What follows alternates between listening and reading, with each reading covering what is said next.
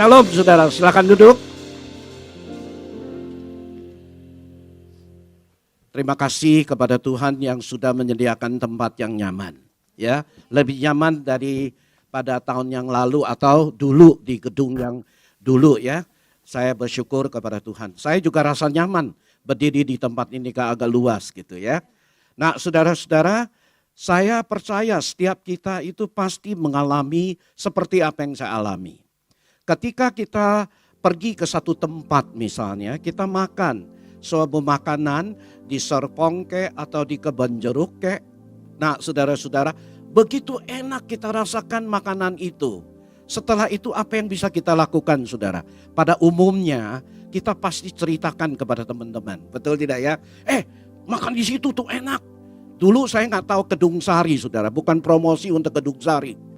Dulu waktu ada avocado, terus pakai durian, itu waduh mantap sekali betul. Mantap sekali, walaupun itu bahaya tapi mantap.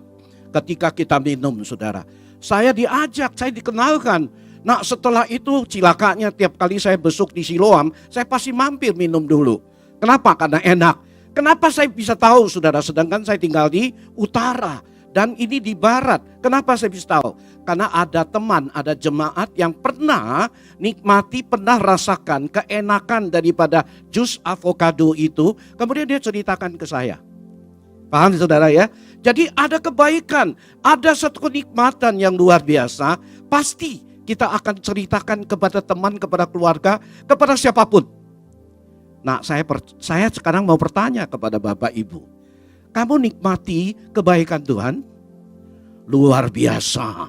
Betul gak? Dari pujian tadi saudara-saudara, kita nikmati lawatan Tuhan, kita nikmati bagaimana Tuhan memelihara, bagaimana Tuhan dengan setia menjaga, melindungi dan mencukupkan segala kebutuhan kita. Kita juga nikmati, kita juga rasakan dan alami. Sehingga hidupku sekarang berbeda karena saya experiencing God. Kebaikan Tuhan sudah begitu saya rasakan. Saya mau tanya nih, pernah saudara ceritakan kepada temanmu? Yang amin cuma satu. Kebaikan Tuhan pernah kita ceritakan. Oh Tuhan, Kau luar biasa baiknya. Saya mau ceritakan kepada siapapun yang saya kenal, khususnya bagi orang-orang yang belum percaya kepada Tuhan. Bapak Ibu, ini merupakan tekad kita, merupakan doa kita, merupakan hasrat kita. Ceritakan kebaikan Tuhan. Nah saudara, melalui Mazmur 103, hari ini saya mau nyampaikan ajaran daripada firman Tuhan. Saya harap saudara setiap kita lembutkan hatimu. Jika itu lawatan Tuhan menyentuh hatimu, ubahlah, ngalami satu perbaharuan dan kemudian ambil langkah yang konkret untuk menceritakan kebaikan Tuhan kepada siapapun juga. Amin. Saya percaya kebaikan Tuhan itu adalah kuasa Tuhan. Karena kebaikan itu sudah mengubah hidupmu, mengubah hidupku. Nah ketika aku ceritakan dalam bentuk perkataan, ketika aku ceritakan dari bentuk kesaksian hidupku, saudara-saudara percaya ada kuasa, ada urapan Tuhan yang bisa mengubah, menyentuh hati orang lain yang melihat perubahan itu. Itu namanya ceritakan kebaikan Tuhan. Hidup kita tidak boleh kita sia-siakan. Karena setiap hari bukan saja kebaikan Tuhan kita alami. Nah saudara-saudara, kita juga alami bagaimana Tuhan terus membimbing hidup kita. Ceritakan itu kepada orang lain. Jadi hidup kita ini bermakna, luar biasa diisi dengan apa? Dengan cerita-cerita Tuhan. Di dalam hidupku banyak sekali Simeon, yaitu tanda tangan, signature dari Tuhan dalam hidupku. Nah saudara-saudara, dalam bentuk saya menyampaikan firman Tuhan, saya ceritakan.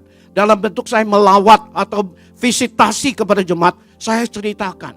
Melalui kesaksian hidup di rumah tangga, di mana saja, saya ceritakan. Saudara-saudara, sehingga hidupku efektif. Hidupku itu produktif. Hidupku ini selalu dipakai Tuhan menjadi berkat. Karena dalam hidupku banyak sekali signature, tanda tangan dari Tuhan. Karya Tuhan yang luar biasa. Jangan Anda sia-siakan. Nah saudara, Mazmur 103 itu ada 22 ayat. Nah saudara, bisa kita uraikan dalam 4 bagian. Bagian yang pertama yaitu ayat yang pertama sampai dengan ayat yang ke-6. Bagian kedua adalah ayat yang ke-7 sampai dengan ayat yang ke-12. Bagian yang ketiga ada ayat yang ke-13 sampai ayat yang ke-18. Bagian yang keempat ayat 19 sampai ayat 22. Nah karena waktu saya hanya uraikan di bagian pertama dan bagian kedua. Nah saudara-saudara yang terkasih di dalam Kristus. Bagian yang pertama itu apa saudara? Di ayat yang pertama sampai dengan ayat yang kedua, di sana ada pesan daripada Tuhan. Tuhan ingatkan kita anak-anaknya. Tuhan ingatkan anak-anaknya yang sudah mengalami kebaikan Tuhan di dalam hidupmu. Apa sih Tuhan ingatkan kita saudara-saudara? Yaitu janganlah lupakan kebaikan Tuhan. Jangan Anda lupakan. Kalau aku gak mau lupa berarti aku harus selalu hitung kebaikan Tuhan setiap hari. Ketika bangun pagi saya hitung segala kebaikan Tuhan. Dan saya bulatkan tekad Tuhan, hari ini saya mau kesaksian hidupku, saya mau ceritakan kebaikan Tuhan. Melalui kesaksian hidupku, melalui perkataanku dan seterusnya. Bapak Ibu saudara-saudara yang terkasih di dalam Kristus. Bagian yang kedua yaitu ayat yang 7 sampai ayat yang ke-12. Tuhan bukan saja mau kita ceritakan segala kebaikannya. Jangan lupakan kebaikan dan hitung segala kebaikannya. Tapi Tuhan juga mau kita semakin mengenali jalan-jalan Tuhan. God's ways. Bapak Ibu saudara-saudara, banyak hal yang terjadi di dalam hidupmu. Tuhan mau kita belajar. Banyak hal yang terjadi, yang negatif, yang positif, yang menyenangkan, yang tidak menyenangkan, yang lancar atau yang tidak lancar, itu semua ada kebaikan Tuhan. Ini bukan ngomongan saya sebagai pendeta, itu kata Tuhan di dalam firman Roma 8 ayat 28. Anda pasti familiar dan Anda pasti bisa menghafalnya, betul tidak? Nah saudara, ayat ini bukan hanya dihafal. Ayat ini bukan hanya diketahui, tapi ayat ini harus Anda dan saya ini ngalami setiap hari di dalam hidupmu. Amin. Yaitu Tuhan turut bekerja di dalam segala sesuatu. Untuk mendatangkan kebaikan bagi setiap kita yang mengasihi Dia. Kalau di dalam segala sesuatu sedang di dalam proses, sedang in progress, sedang OTW. Tapi kita nggak kuat, kita mundur, kita hilang saudara-saudara.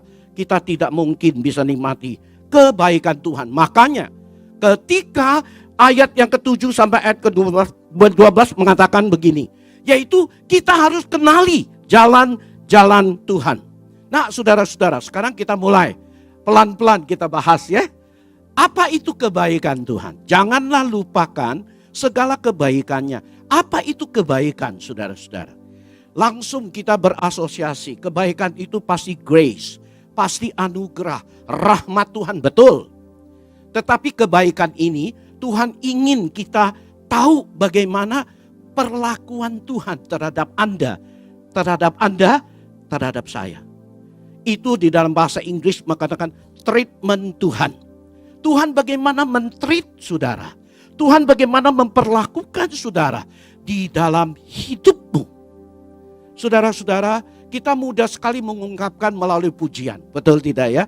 Tetapi apakah kita sadar dari isi hati kita yang terdalam bahwa Tuhan sudah memperlakukan begitu baik terhadapku? Apa yang bisa aku lakukan? Apa yang bisa aku responi?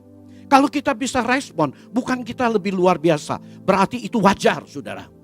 Kalau tidak berespon itu namanya kurang ajar. Makanya perlu diajar. Dan itu juga merupakan respon yang positif. Kalau tidak berespon, itu berarti negatif. Itu hidupmu tidak sehat. Ada sesuatu yang menghambat Anda tidak bisa responsif terhadap kebaikan Tuhan.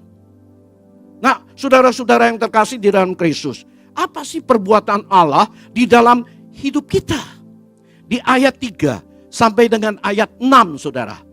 Itu ada 8 bagian kebaikan Tuhan yang luar biasa. Hari ini saya tidak uraikan dengan detail. Karena waktu saya cuma dikasih 30 menit. Tadi waktu mau khotbah aja sudah lewat 4 menit, saudara. Waktu masih nyanyi loh. Habis doa tinggal 29 menit. Gimana gua selasin dengan jelas-jelas dalam tempo yang sangat singkat ini. Nggak mungkin dong, betul nggak ya? Saya ngomong tadi pengantar aja sudah 7 menit. Kalau nggak ada pengantar, saudara gimana bisa ngerti? Betul saudara? Nah, saudara-saudara yang terkasih di dalam Kristus. Ayat 3 sampai dengan ayat 6 itu membicarakan 8 bagian kebaikan atau treatment Tuhan di dalam hidupku. Kita lihat saya dengan cepat. Yang pertama, Dia mengampuni segala kesalahanmu. Kita alami semuanya. Saya alami juga. Karena Dia mengampuni dan Dia menghapus semua kesalahan kita ketika aku terima Yesus. Apa sih kebaikanmu? Gak ada. Apa sih kelebihanmu? Gak ada. Raja Daud mengatakan, kalau di tangan Tuhan, sebelum di tangan Tuhan dipakai, saya ini ulat. Tapi saya sekarang jadi manusia. Jadi raja yang dipakai oleh Tuhan. Bapak Ibu saudara-saudara. Yaitu karena pengorbanan Kristus. Kristus menggantikan kita mati di atas kayu salib. Kemudian memenuhi tuntutan keadilan. Dan kekudusan daripada Allah yang tidak bisa dibayar oleh siapapun manusia. Tapi Kristus bayar lunas. Sehingga kita orang yang percaya, kita diselamatkan. Kita ada jaminan hidup yang kekal. Dan kemudian saudara-saudara, di dalam hidup ada Roh Kudus yang diam di dalam hatiku sebagai metrai, sebagai tanda aku ini milik Tuhan selamanya. Tidak bisa dibatalkan oleh kuasa apapun, termasuk dosa kita. Karena anugerah Tuhan cukup untuk saudara dan saya di dalam hidup. Amin. Nah, saudara-saudara, ini kesadaran yang perlu kita sadari, saudara-saudara. Terus kemudian di sini dikatakan bukan hanya Dia mengampuni segala kesalahan atau mengampuni segala kesalahanmu, tetapi yang kedua, Dia yang menyembuhkan segala penyakitmu. Ini yang kedua. Penyakit ini mungkin penyakit fisik. Tapi setelah disembuhkan Anda juga tetap mati, saudara. Betul tidak? Di Alkitab banyak peristiwa yang terjadi. Mereka disembuhkan, pengennya kabur, pengennya diam-diam, nggak mau ceritakan kepada orang lain. Tetapi Yesus paksakan, dia ini harus mengaku bahwa dia sembuh. Begitu dia mengaku di depan umum, dia ceritakan apa yang dia alami. Yesus berkata, dosamu diampuni. Kamu selamat bukan secara fisik, tetapi secara jiwa dan roh kamu diselamatkan. Ini kesempurnaan daripada salvation. Gratis Yesus berikan kepada setiap kita, saudara-saudara. Terus yang ketiga di sini dikatakan, Dia yang menebus hidupmu dari lubang kubur, yaitu kematian dan kematian yang kekal. Kita peroleh hidup yang kekal daripada kasih karunia dari Tuhan. Terus yang keempat, saudara-saudara, Dia memahkotahi kita dengan kasih setia dan rahmat luar biasa. Dia memahkotahi kita, Dia melingkupi kita, Dia memberikan urapan dan penyertaannya di dalam hidupmu. Aman enggak? Aman. Lingkupan Tuhan itu sempurna adanya, saudara-saudara. Saya banyak ngalami ini. Bagaimana Tuhan melingkupi, bagaimana Tuhan memelihara. Hari ini saya tidak ada kesempatan untuk bercerita. Kalau cerita saya nggak ada waktu untuk jelaskan firman Tuhan. Nah, saudara-saudara, berarti hidup kita ini selalu dilingkupi, selalu disertai kebaikan, kesetiaan, pemeliharaan Tuhan, penjagaan Tuhan, perlindungan Tuhan di dalam hidupmu.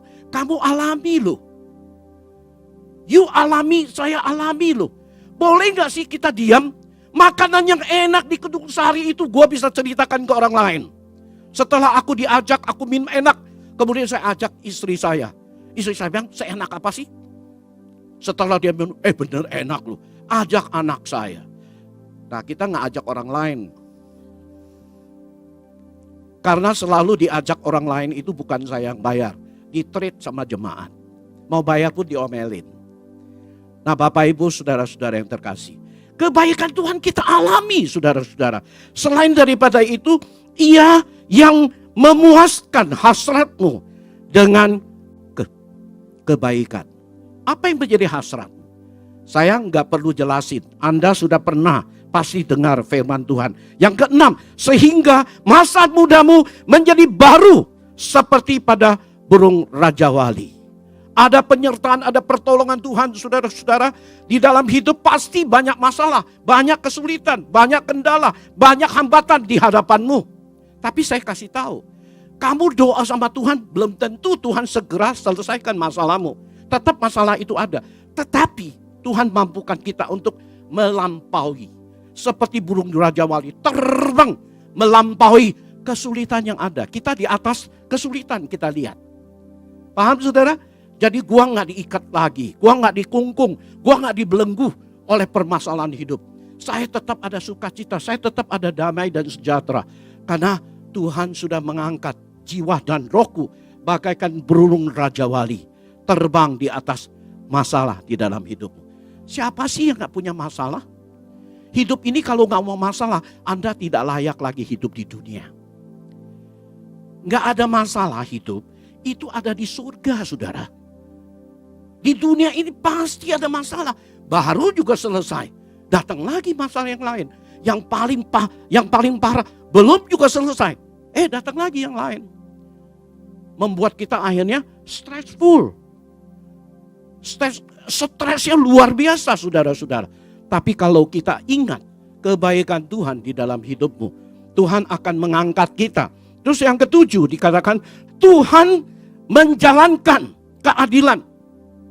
Dia tegakkan keadilan. Jangan khawatir kalau Anda hari ini ditindas oleh orang lain. Ngomongin orang lain, dikritik orang lain. Bahkan difitnah orang lain. Jangan lawan gigi dengan gigi. Jangan lawan mata dengan mata. Apa arti mata dengan mata saudara?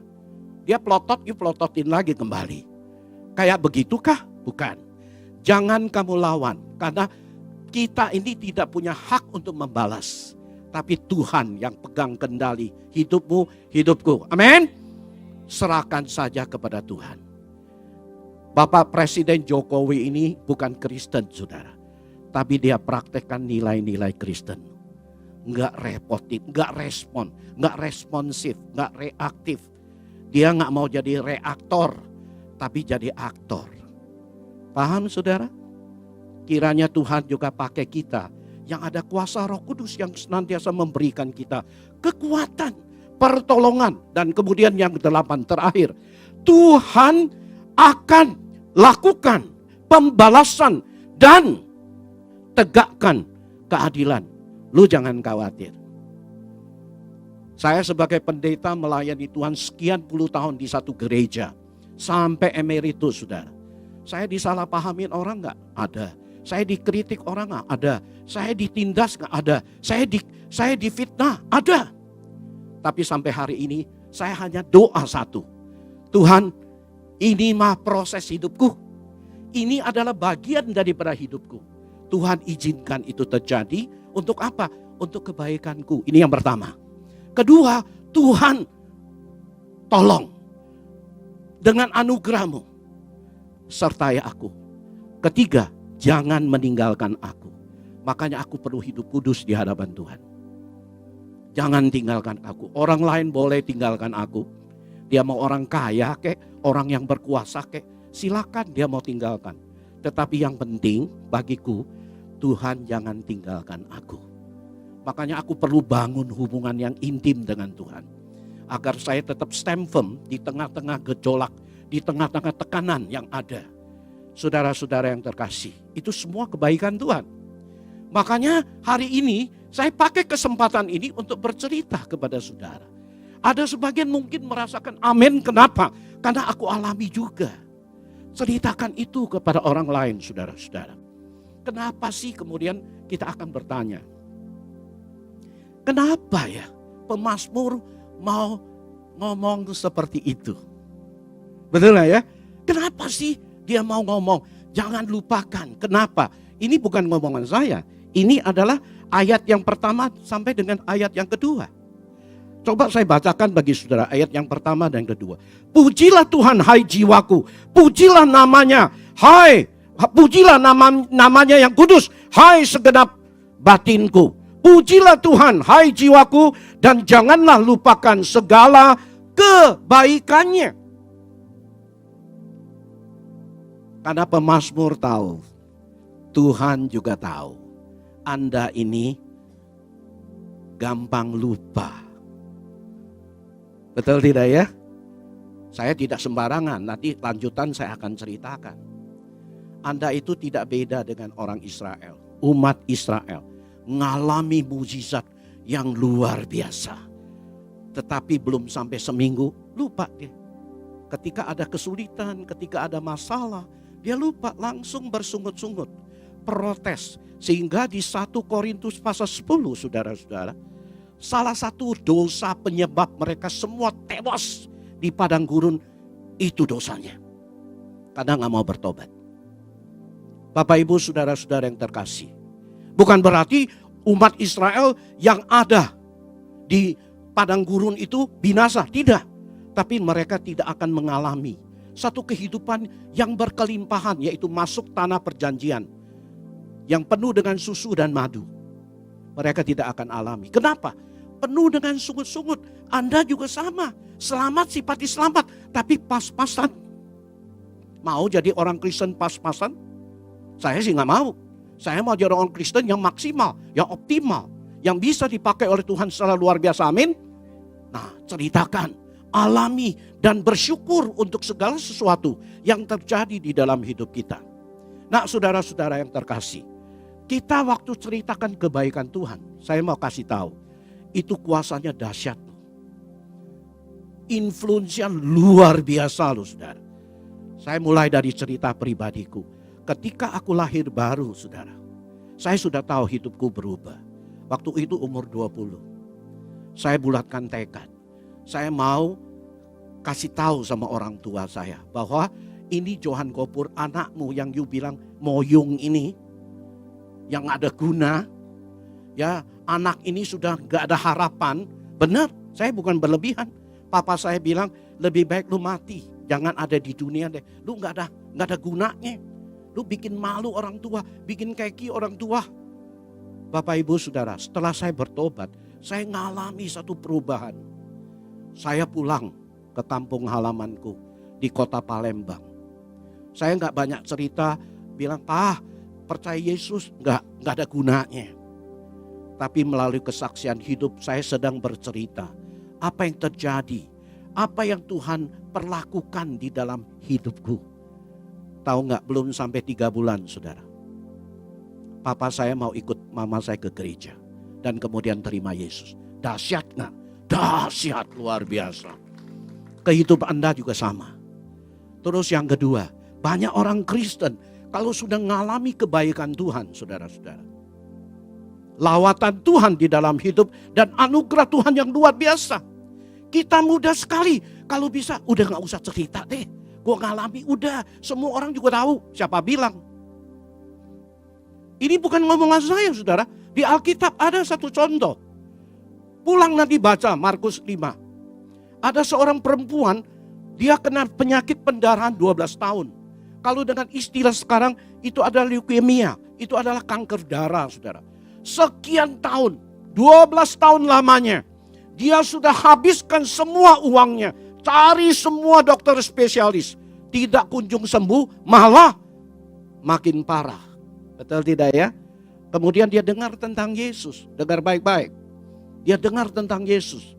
Ada orang bilang, lu kesini, kesana, ke situ, sudah kamu cari semuanya.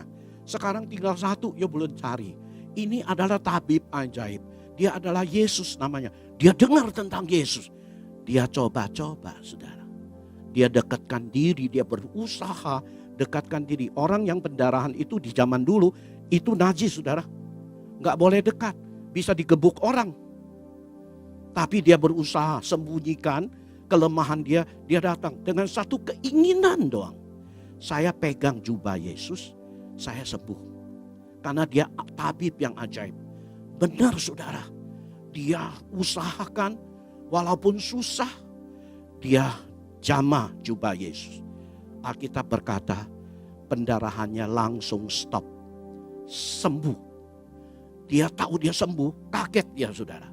Setelah kaget dia ingin dengan sembunyi-sembunyi. Dia mundur, dia tinggalkan keramaian. Dia pikir udah gak ada yang tahu ini, cuman gua doang yang tahu. Dia mau lari. Saudara-saudara yang terkasih, Yesus bilang, dia ngomong sama muridnya, siapa yang jamah saya tadi? Muridnya bilang, aduh Tuhan, begitu banyak, ribuan orang berbondong-bondong, himpit-himpitan, siapapun pernah akan sentuh jubahmu. Betul gak ya? Ada orang konghu di sini? Gak ada ya. Kalau ada konghu pasti dia bilang begini, kau coba, jangan keliru Tuhan. Begitu banyak orang dekat kamu, siapapun bisa menyentuh kamu. Betul tidak ya? Saudara-saudara yang terkasih, tetapi Yesus mengeluarkan satu kalimat yang luar biasa. Tidak, semua orang sentuh saya, tapi orang ini waktu dia sentuh saya beda. Karena saya rasakan ada kuasa mengalir keluar dari tubuhku. Bapak, Ibu, saudara-saudara yang terkasih, kuasa itulah yang memulihkan dia. Kuasa itulah yang menyelamatkan dia daripada segala penyakit fisik yang dialami 12 tahun. Tetapi dia setelah alami, dia gak pengen kasih tahu orang lain. Makanya Yesus desak wanita ini. Siapa? Kemudian wanita itu kaget dengar. Dia bilang, beda ini orang. Karena ketika dia sentuh saya, ada kuasa dari tubuhku mengalir keluar. Saya rasakan itu. Bapak, Ibu, saudara-saudara. Kemudian wanita itu tersungkur. Dia berkata, saya Yesus. Dia ceritakan kenapa, bagaimana dia alami pemulihan kesembuhan itu. Terus Yesus ngomong.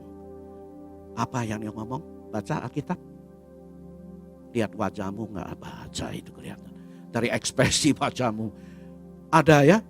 Dan ngomong apa tuh? Ada deh, pokoknya ada. Itu paling gampang jawabnya. Pokoknya ada deh gitu. Tuhan Yesus bilang, hai anakku, dosamu diampuni. Dia bukan saja selamat, sembuh secara fisik, tetapi jiwa dan rohnya diampuni, diterima, selamat juga saudara. Jadi seutuhnya, seantero diri orang ini diselamatkan. Bapak, Ibu, saudara-saudara, itu kuasa ketika kita bercerita itu luar biasa. Bisa mendatangkan influence, impact yang positif kepada siapapun di dalam hidupmu. Jangan sia-siakan anugerah, cerita yang begitu banyak di dalam dirimu. Ceritakan itu kepada yang lain. Kalau enggak, Anda ini menyia-nyiakan anugerah Tuhan. Mau menyia-nyiakan anugerah Tuhan? Tidak. Kalau Anda ceritakan, Anda akan alami anugerah demi anugerah. Grace upon grace. Kasih karunia demi kasih karunia. Dengan kata lain, bahwa kita akan alami satu kelimpahan anugerah daripada Tuhan. Kebaikan daripada Tuhan semakin luar biasa. Ketika Anda ceritakan, hidupmu engkau akan alami begini. Makin kuat, saya makin diberkati. Makin tahan imanku menghadapi apa saja yang terjadi di dalam hidupku. Saudara-saudara yang terkasih di dalam Kristus. Ada orang yang berpendapat begini. Saya pakai 3 contoh ini. Kalau Anda adalah salah satu, Anda datang kembali kepada Tuhan. Yang ketiga, ada orang berpikir gini, gua mau cerita, tapi saya gak punya keberanian. Gak apa-apalah, gua melayani Tuhan aja. Dengan setia sebagai worship leader, sebagai cell group leader, sebagai pembesuk atau pemerhati dan seterusnya dan seterusnya. Betul gak sih respon itu? Betul.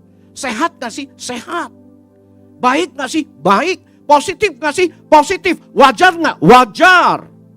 Tetapi wajar, sehat, betul, baik, belum tentu yang Tuhan inginkan kamu berespon seperti itu. Amin saudara. Kita sering bilang aku mau melayani Tuhan dengan caraku sendiri. Yaitu pimpin ini, pimpin itu, pimpin ini dan lakukan apa saja. Tapi belum tentu Tuhan mau kamu lakukan seperti itu. Ini bukan ngomongan saya, sudah di Alkitab ada. Di Lukas pasal 8. Pulang nanti baca ya, saya nggak punya waktu. Terkecuali lu kasih gue 1,5 jam. Gue ajak jelasin deh. Nah saudara-saudara, Lukas pasal 8 mengatakan ada satu orang. Di Alkitab, di Injil yang lain mengatakan 2 orang. Kita nggak debatkan secara teologis. Tetapi kita bahas orang ini kerasukan setan, saudara. Ditolak sama keluarganya, ditolak sama masyarakat. Sehingga dia diusir kemana? Di Gerasa. Gerasa bukan tempat pariwisata, bukan. Gerasa itu adalah kuburan, saudara. Mengubur banyak sekali mayat-mayat di situ. Kemudian Gerasa itu adalah tempat peternak babi, bau banget. Nggak bagus, secara sanitasi itu nggak bagus. Nah orang ini dulu tinggal di mana? Di Dekapolis. Kota yang besar, kota yang maju. Tetapi karena tidak normal, karena membahayakan orang lain. Masyarakat, pemerintah daerah, keluarga, orang tuanya nolak dia dan buang dia ke Gerasa. Di Gerasa itulah saudara, Yesus datang nyebrang loh. Ngapain Yesus datang ke Gerasa? Ada pemandangan indah? Nggak ada. Lihat orang mati, ngapain? Kuburan-kuburan, terkecuali cengbeng. Betul tidak ya? Nah terus lihat peternak babi. Tuhan Yesus bukan peternak babi. Latar belakangnya tukang kayu. Ngapain ke sana? Ada satu misi, yaitu melawat orang yang kerasukan. Singkat kata saudara, dia lepas. Tadinya gak normal, lukai badannya dengan benda tajam. Tidak berpakaian, tidak ada rasa malunya. Tapi begitu dia dilepas, dia dimerdekakan saudara. Lepas dari cengkraman kuasa iblis, dia normal, dia mandi, dia keramas, dia rapiin, dia pakai baju. Terus kemudian dia ngomong sama Yesus. Dengar baik-baik ngomongannya. Tuhan Yesus, izinkan aku mengikuti Engkau. Bagus gak sih? Bagus sekali. Benar gak sih? Benar sekali. Responnya positif gak? Positif sekali. Yesus terima gak? Tidak.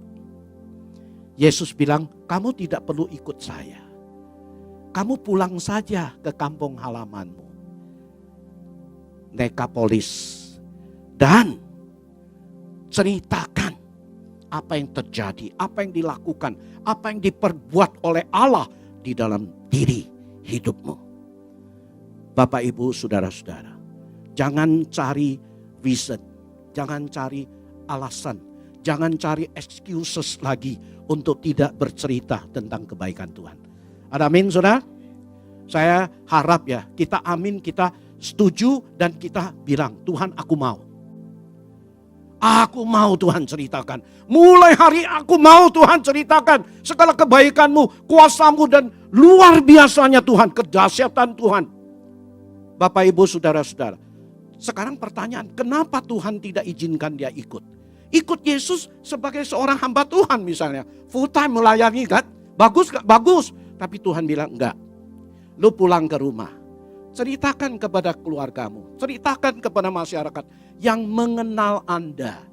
Bagaimana perubahan hidupmu. Amin, saudara-saudara. Nah orang itu pulang, dia ceritakan. Injil disebarluaskan. Nama Yesus dipermuliakan. Haleluya. Saya mohon Tuhan pakai hidupmu menjadi corong untuk menceritakan kebaikan Tuhan. Makin Anda ceritakan, saudara-saudara, saya kasih tahu, makin Anda mengalami kebaikan demi kebaikan Tuhan. Haleluya. Nah, saudara-saudara, tadi saya sudah sebutkan, kenapa pemazmur mau kita ceritakan kebaikannya. Pujilah atas kebaikan Tuhan. Karena kita sering lupa, saudara. Kita mudah banget lupa. Udah gitu kita punya alasan yang macam-macam. Tadi saya cuma ungkapkan 3 doang. Yang umumnya orang suka kayak begitu. Bapak, Ibu, saudara-saudara yang terkasih di dalam Kristus.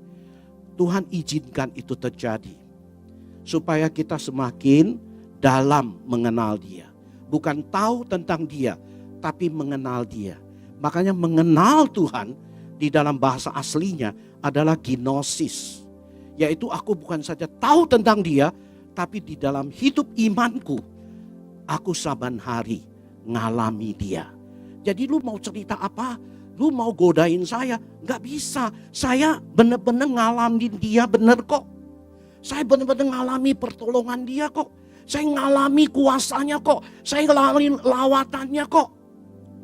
Dulu saya gak pernah. Tapi sekarang saya alami. Jadi imanku bertumbuh, makin kokoh. Kalau kita gak cerita, menyia-nyiakan anugerah Tuhan. Belajar saudara ya. Belajar. Setelah firman Tuhan ini Anda dengar, saya harap Anda bisa ceritakan. Karena Anda ceritakan, nanti Anda akan semakin kenali rencana Tuhan, jalan-jalannya Tuhan, yaitu God's way, yaitu di bagian yang kedua, ayat 7 sampai dengan 12. Kayaknya waktu saya sudah habis ya. Sudah habis. Gak apa-apa, saya teruskan minta ya 5 menit. Kalau enggak 5 menit gak beres 10 menit gitu ya. Perpanjang aja. Paling jangan undang saya lagi kepanjangan gitu ya. Nah saudara-saudara yang terkasih, di ayat yang ke-7 ya, di ayat yang ke-7 ini Tuhan sedang memperkenalkan jalan-jalannya, yaitu God's ways.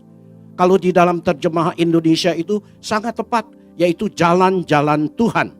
Nah saudara-saudara, dengan kata lain kalau terjemahan dengan lebih jelas, lebih merakyat gitu, adalah perbuatan-perbuatan Tuhan kepada kita yang ngalaminya. Ada perbuatan Tuhan di dalam hidupmu? Amin. Kamu rasakan treatment Tuhan di dalam hidupmu? Amin. Kita rasakan treatmentnya Tuhan. Maka di ayat 7, mulai dari ayat 8 sampai dengan ayat 12, Tuhan mau kita melihat apa yang dialami Musa. Bapak Ibu, saudara-saudara yang terkasih, saya compact jadi satu. Tidak saya jelaskan detail, tadi saya compact dalam pengertian yang mudah. Saudara bisa pahami. Waktu itu Musa dipanggil oleh Tuhan untuk memimpin Bani Israel keluar dari Mesir. Musa nolak 1, 2, 3. Pokoknya dia banyak alasan. Dan alasannya reasonable. Excusesnya bisa diterima secara manusia loh. Tapi secara Tuhan bilang, di manusia gak mungkin, saya bisa, gak ada yang mustahil bagiku. Tahu saudara, kemudian saya tanya, kenapa Tuhan sabar ya? Emang Tuhan gak bisa sih nyelamatin umat Bani Israel itu? Bisa. Loh kok Tuhan mau panggil dengan sabar berulang-ulang sampai ditanya ini, tanya itu. Jadi kadang-kadang saya rasa unreasonable. Jawabannya ini benar-benar bikin keki. Bikin kita kesal sebagai manusia. Padahal kita juga sering seperti itu. Paham saudara? Nah kemudian Tuhan tetap. Kenapa? Di dalam rencana besar Tuhan, Dia mau libatkan kita. Rencana besar apa? Menyelamatkan umat manusia. Seperti tadi di VOP, itu Voice of Pastor bukan ya? Betul gak sih? Nah Voice of Pastor itu apa? Back to the Jerusalem. Melalui beritakan Injil, melalui kuasa Roh Kudus. Saudara-saudara yang terkasih, Injil sekarang mulai dulu dari barat ke Asia. Sekarang dari Asia balik lagi ke barat, ke Eropa. Kalau kita lihat Eropa sekarang banyak gereja-gereja gede jadi restoran saudara. Karena gak ada pengunjungnya. Tetapi Tuhan sedang bekerja di Asia, khususnya di Tiongkok. Dari Tiongkok terus arah ke Jerusalem. Back to the Jerusalem. Kemudian langsung Injil beritakan kembali. Yang sudah bobrok moralnya negara-negara barat dan Eropa. Bapak Ibu saudara-saudara. Itu karya Tuhan. Itu jalannya Tuhan. Itu caranya Tuhan. Loh kok Tuhan mau libatkan aku? Tuhan kan penguasa, pegang kendali. Kok libatkan aku? Nah disinilah anugerahnya. Disinilah luar biasanya Allah. Dia bisa lakukan sendiri, tapi dia mau libatkan Anda. Dia percayakan Anda yang hina-hina, yang gak ada apa-apanya, yang dikit-dikit sudah kecewa, dikit-dikit sudah, waduh gak mau lagi deh. Kayak bejana dari tanah liat. Ini bukan ngomongan saya saudara. Di 2 Korintus pasal 4, kita ini bagaikan bejana tanah liat yang rapuh, yang rentan, begitu jatuh, hancur. Tetapi kita bisa kuat karena ada pusaka, ada harta di dalamnya, yaitu penyertaan Tuhan. Amin. Ada kebenaran Tuhan yang mampukan kita untuk melakukannya. Nah, Mesir, mereka keluar dari Mesir, Tuhan pakai Musa. Singkat kata, di dalam perjalanan, saudara-saudara, mau keluar, di dalam segala persiapan, Tuhan pakai 10 tulah. Betul gak ya? Tulah yang terakhir, Firaun kapok sudah. Udahlah, cepet-cepet lu keluar deh. Kalau gak ada tulah yang 10, dia tetap gak mau loh. Ini bukan ngomongan saya loh. Di Alkitab loh. Begitu tulah yang ke-10, dia udah kapok benar-benar. Terus tulah yang 10 muncul, orang-orang Mesir juga udah kapok. Saking kapoknya, saking pengen umat Israel itu keluar. Lu mau apa gue kasih deh. Lu mau apa? Padahal kalau mereka keluar, tidak bawa apa-apa, mati kelaparan saudara. Walaupun mungkin ada kesetiaan Tuhan. Tuhan bisa sediakan makanan buat mereka. Tapi bakalan kesulitan mereka hadapi. Tetapi begitu mereka keluar, apapun yang mereka butuhkan, emas, perak, lembu, domba dan sebagainya, ternak-ternak, dikasih semuanya.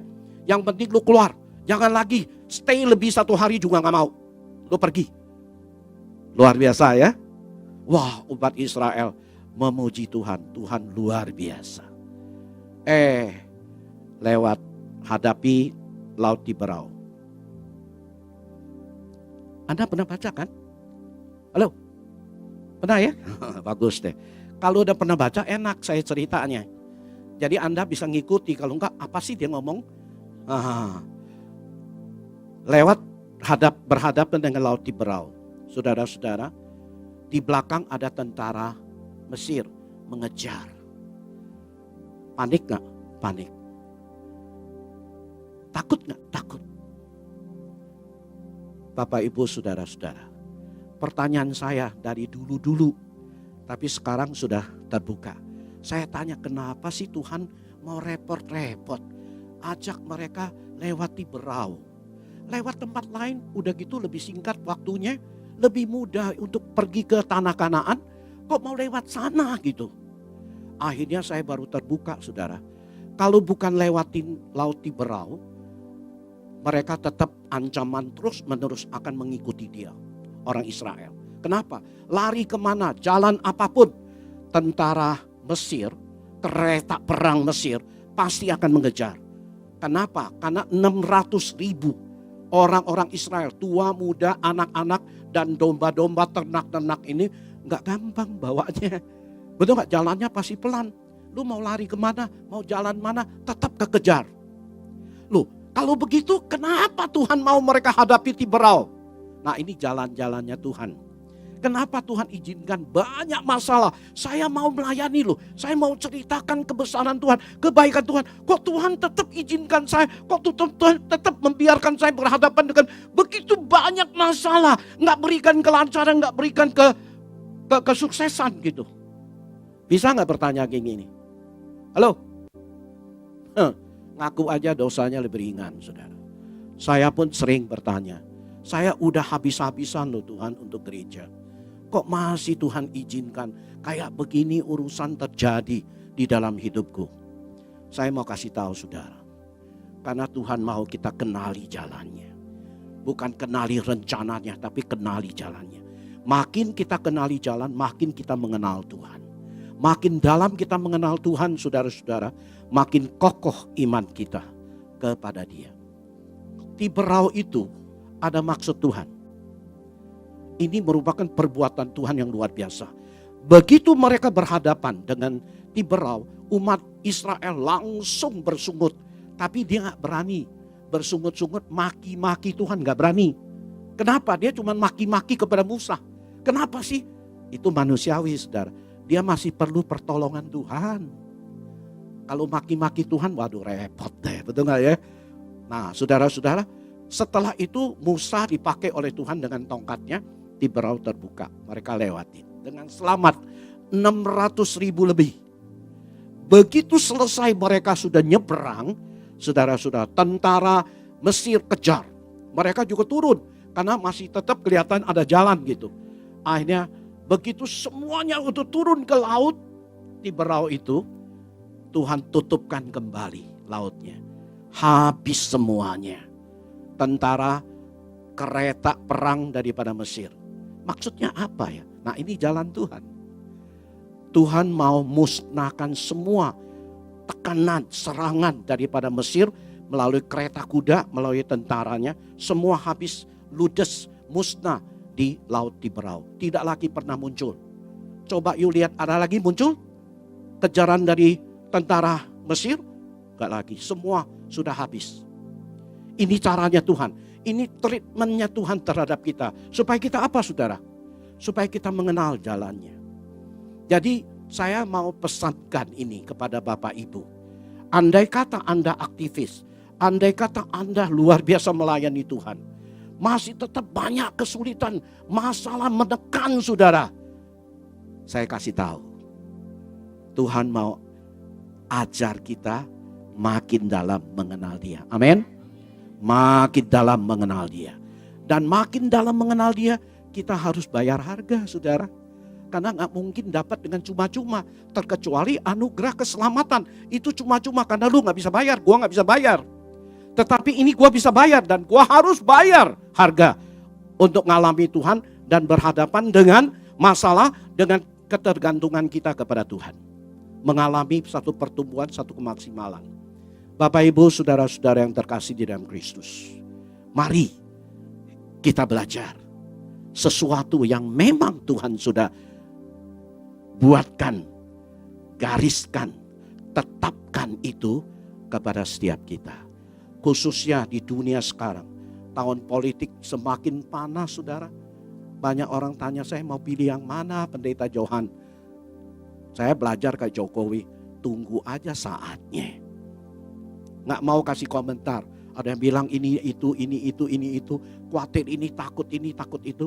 Saya bilang, saya sih ditanya takut nggak? Takut. Tahu nggak secara pasti? Nggak tahu. Tapi saya hanya tahu Tuhan yang pegang kendali hidupku. Amin. Tuhan yang pimpin. Serahkan kepada tangan Dia. Saya yakin tidak ada masalah buat Tuhan. Tiberau aja Dia buka. Tentara yang memang tadinya terus bisa mengejar umat Israel, dibikin habis, dimusnahkan di Laut Tiberau. Itu jalannya Tuhan. Mari saudara kita belajar dengan iman, tunduk, taat, dan menerima dan mensyukuri. Amin. Mensyukuri, amin. Bersyukur kepada Tuhan. Mari kita tutup kepala, kita berdoa. Bapa di surga, terima kasih untuk firman-Mu. Saat ini Tuhan, kami sungguh berterima kasih untuk firman-Mu kembali sudah melawat kami. Jika saat ini ada saudara-saudara kami yang lemah imannya, Tuhan kuatkan. Jika kami saat ini sudah menjadi pelayan Tuhan yang setia, habis-habisan, tetapi fisik kami tidak mendukung, lemah, kami banyak kekurangan, kami banyak menghadapi masalah di dalam hidup. Saat ini Tuhan, Engkau hadir di dalam segala pergumulan kami. Selesaikan itu dan biarkan kami, izinkan kami untuk mengalami kuasa Tuhan, lawatan Tuhan di dalam hidup kami. Kembali Tuhan, kami serahkan setiap pribadi kami ke dalam tangan-Mu. Kami sudah mengaminkan apa yang sudah Tuhan sampaikan kepada kami dan mampukan kami Tuhan. Bukan saja menjadi pendengar, tapi kami juga mau menjadi pelaku firman Tuhan yang setia untuk kemuliaan bagi nama-Mu. Tuhan berkati kita semua di dalam nama Tuhan kami Yesus Kristus kita berdoa. Mari kita katakan bersama-sama, amin. Kemuliaan bagi nama Tuhan. Tuhan berkati.